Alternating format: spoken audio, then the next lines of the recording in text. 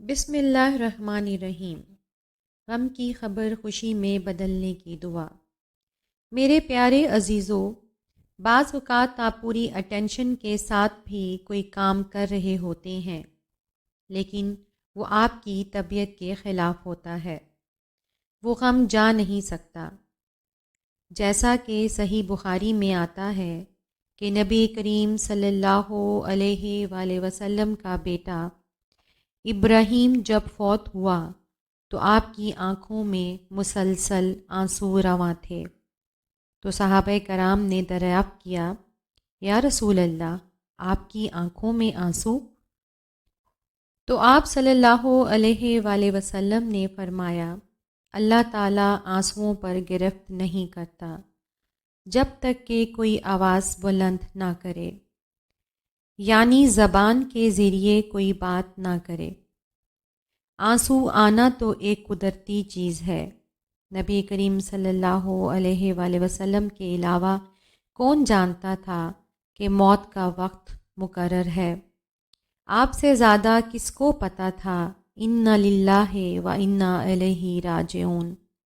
آپ سے زیادہ کون جانتا تھا کہ ان اللہ مع الصابرین؟ لیکن دل میں غم تو ہوتا ہے۔ غم کا ہونا، آنکھوں سے آنسو کا نکلنا سنت ہے، لیکن اس پر واویلا کرنا، زبان سے اللہ تعالیٰ کے لیے ناشکری کے الفاظ نکالنا، یہ وہ چیزیں ہیں جن پر آپ کو اختیار ہے۔ آنسوؤں پر آپ کا اختیار نہیں۔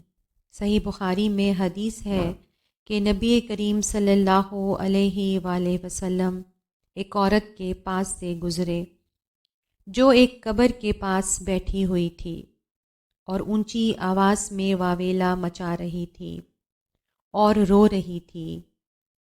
تو آپ صلی اللہ علیہ وآلہ وسلم نے فرمایا، صبر کر۔ وہ آپ صلی اللہ علیہ وآلہ وسلم کو نہیں پہچانتی تھی۔ اس عورت نے کہا، اگر تیرے پر یہ تکلیف گزر رہی ہوتی تو تجھے پتہ ہوتا۔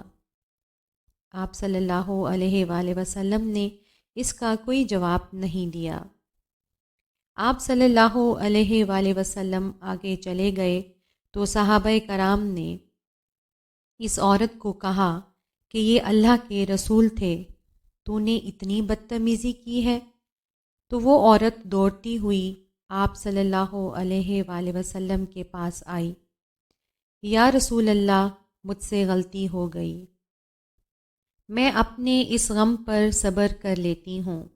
تو آپ صلی اللہ علیہ وآلہ وسلم نے کہا کہ صبر صدمے کے آغاز میں ہوتا ہے، بعد میں نہیں۔ یعنی جب پہلی دفعہ کسی کو بری خبر ملے تو اس وقت صبر کرے۔ صحیح مسلم کی ایک حدیث ہے، ام سلمہ رضی اللہ عنہا کے خاوند کا انتقال ہو گیا۔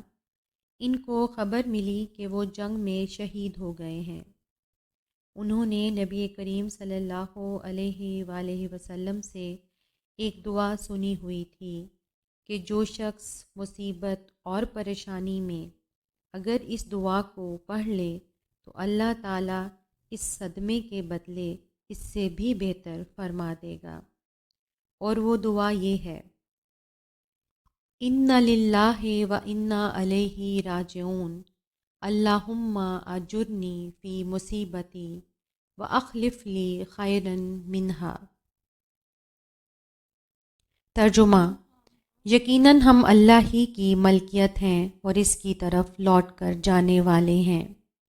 اے اللہ، مجھے میرے اس صدمے یا تکلیف کا اجر دے اور بدلے میں مجھے اس سے زیادہ بہتر دے۔